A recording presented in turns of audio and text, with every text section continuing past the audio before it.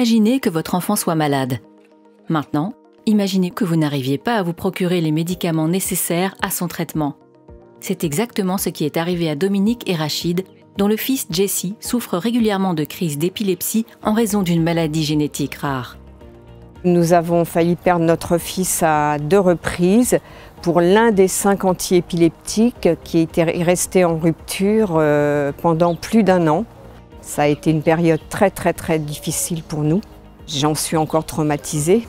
Jesse, on ne sait pas par quel miracle, il a réussi à s'en sortir, mais il convulsait sans arrêt pendant des heures et des heures et des heures.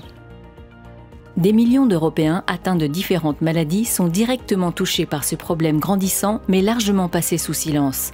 Une récente hausse de la demande de médicaments liée à la pandémie de coronavirus a encore aggravé ce problème. Les pénuries se sont multipliées par 20 entre 2008 et 2018.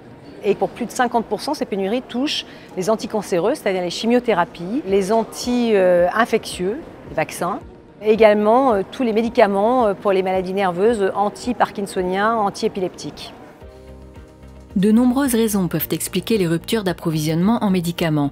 Des pénuries mondiales des substances chimiques de base, la dépendance de l'UE à la production des pays tiers, principalement de la Chine et l'Inde, les prix ou encore des hausses subites de la demande.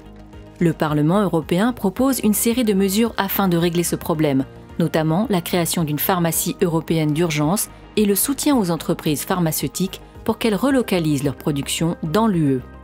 La coordination des stratégies en matière de santé doit être renforcée, notamment grâce au recours accru à des achats communs de médicaments, à une juste répartition des médicaments entre les États membres si l'un d'entre eux fait face à une pénurie.